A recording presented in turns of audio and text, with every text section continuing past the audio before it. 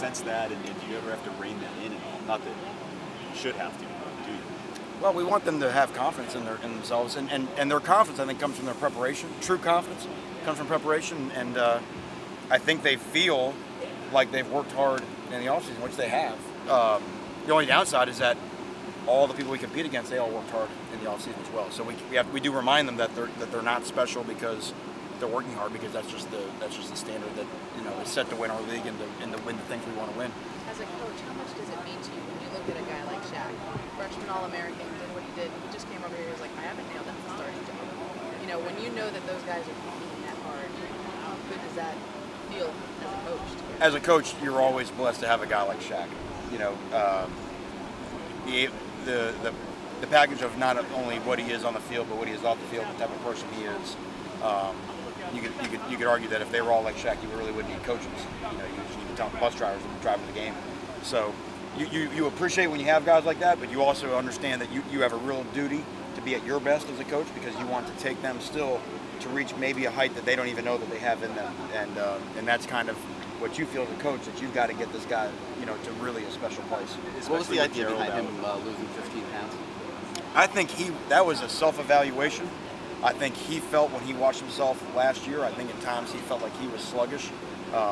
Those guys all understood what the season was like. When you think about October, when we played 12 games in 3 days or whatever it was, and they realized that probably shedding the high school mentality where size, weight is everything, to understanding the college mentality where quickness, change of direction, speed, power is really what the game's about. So I think just that understanding of what it really takes to succeed in the college game. Especially with Gerald out now, how do you feel about your depth of defensive tackle? Do you think maybe you might have to train a guy knowing that by November he might be switching positions and kind of approach it that way? How do you feel about that? Well, the one thing that does have us excited is the way that Pat Bethel continues to work.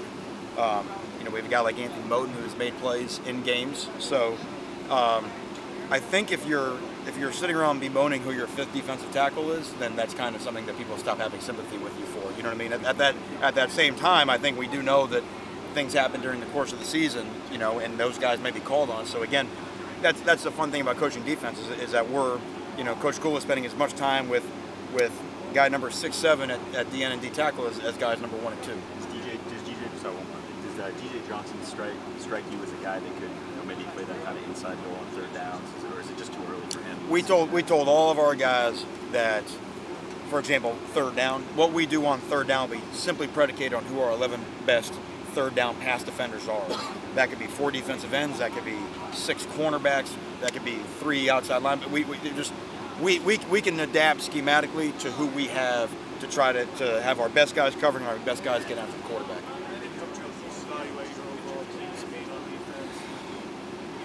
Let's see. I feel like up front, I think we feel like we can run pretty good. I think as a coach, you're always trying to make sure that you're better. And sometimes speed goes into speed of thought.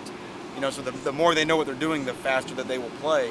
And I think we still have some guys that are conquering that, so they can play fast. But there's no doubt that at the University of Miami, we should be able to be as fast as anybody in the country on defense. Do you feel that it's like that? I feel like we're getting there. I'm not ready to stamp us winners of that championship yet.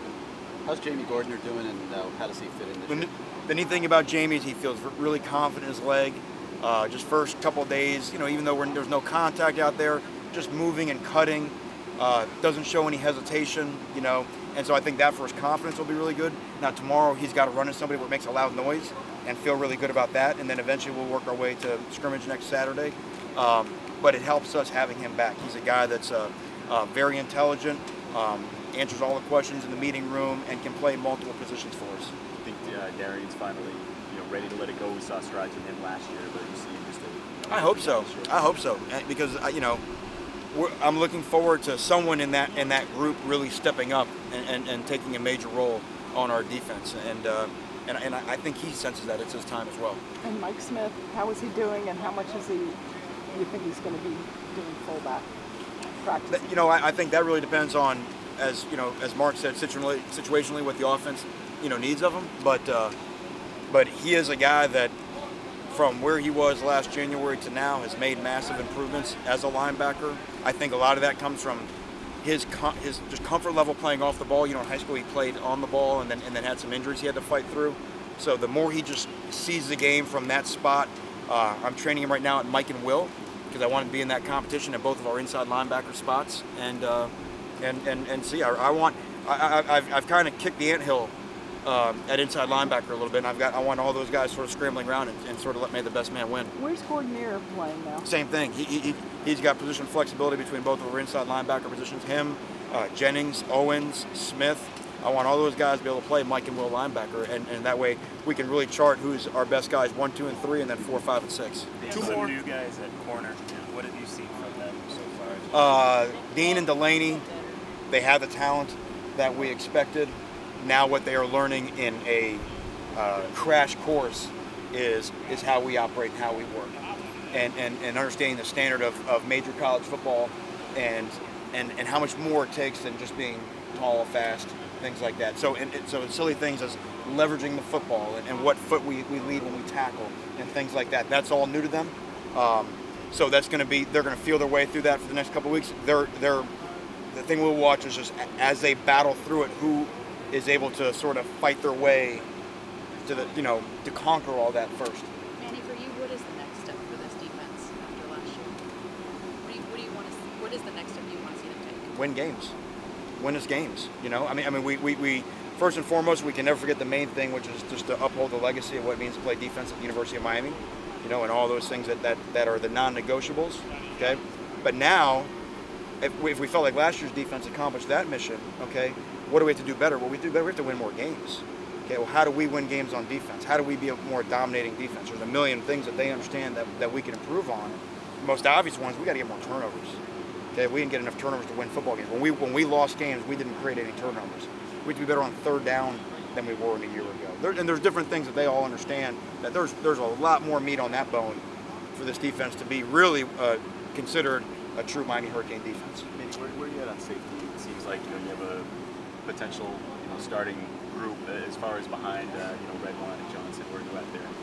You know who you guys are yet? Yeah, well, it's same thing. It's kind of like it's sort of that neat competition. Amari Carter continues to impress. Robert Knowles, I put him in the Mike Smith category. He's a guy that's really made a big leap from where he was a year ago. Romeo Finley kind of turned around halfway through spring practice, and he's got a skill set and can do some things. So that gives us 5 guys. Derek Smith just kind of arrived on the scene. So I'm not willing to say who number 3 is yet. I'm still really not sure the battle between 1 and 2, even though certainly Jaquan has the edge from experience back there. But it has been fun to see all those guys get in the mix, and we can roll. Sometimes we can rest a guy, put one of those guys with the ones, and see how they respond to that situation. And that's what we'll be doing really over the next 2 weeks. Thanks, Coach. Okay, wonderful. Thank you all. Thanks, Manny.